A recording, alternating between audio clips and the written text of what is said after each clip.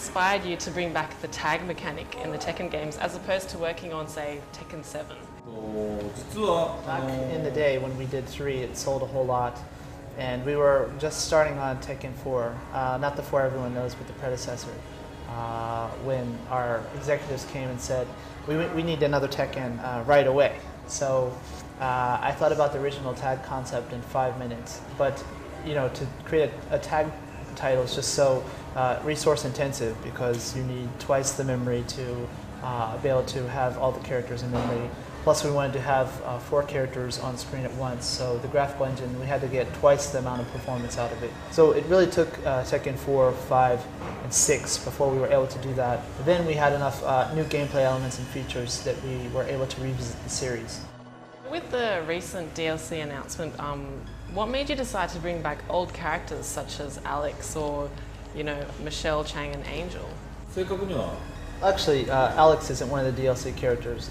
The characters we have announced for DLC are actually, we have Kunimitsu, we have Michelle, and we have Angel and Ancient Ogre as downloadable characters. Michelle, P-Jack, and some of the other characters we've also recently announced are going to be available from the start. Oh. And this was done just because when we announced that it was a tag sequel, obviously all the fans were reacting that they wanted to see this or that character appear again. So it was really just, these were some of the characters that people asked for the most. How did Snoop Dogg become part of the project? The Tekken team has always tried to implement different genres of music throughout the series. But one thing that we've never done was hip-hop or rap. And this time was kind of a collaboration between our marketing team and the development team. We wanted to take this fighting game, Tekken, that was created by Eastern developers and kind of pair it with this Western music. At first we weren't focused on Snoop yet, we just knew that we wanted to use hip-hop. When we approached our marketing folks, they said, that's kind of a good idea. And we've heard that Snoop Dogg is actually quite a fan of Tekken. So we decided that if possible we wanted him to write an original song for Tekken, which he did, and that we would also create a stage specific to him where he's in the stage as well. If you could make any other game, what would it be, and would it still be within the fighting game genre?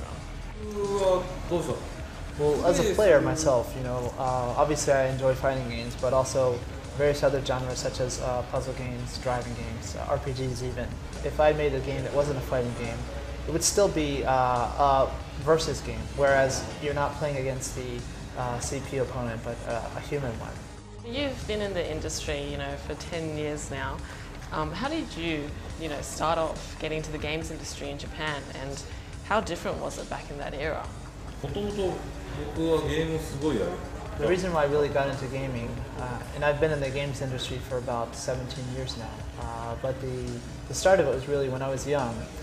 My parents were very strict and wouldn't allow me to play games much. It was all about studying or sports or that kind of thing.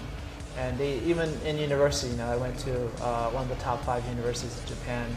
My grades were in the top 5 percentile or so.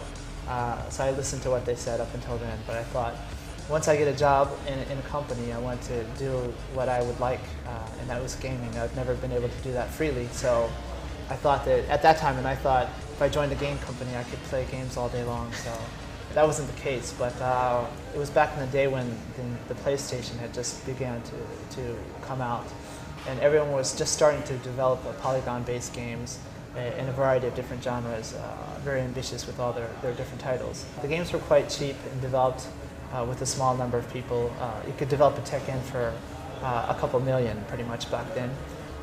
Where now, the current generation, it takes over 10 million just for one Tekken. And that's pretty typical now of some of the high-end titles, I think.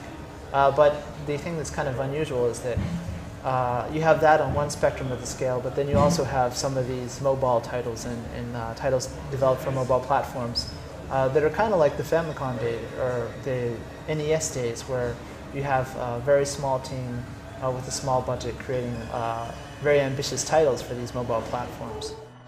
A lot of players are curious about how do you go about testing character balance in the game? 昔からアーケードの Well, we take several approaches. There's in the early days we would collect data regarding use rates and win-loss percentages and such from the actual data boards from the arcade. Now we can do that over the network, obviously. There's also a professional team of game balancers that we have that specifically do that.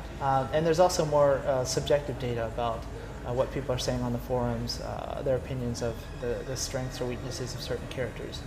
Sometimes we also take data from marketing research companies that sometimes get the data from the players as well as directly through social media. So these are kind of the three pillars we use when balancing a game, and we make sure that we analyze it thoroughly and make sure that our conclusion makes sense when we're balancing the characters.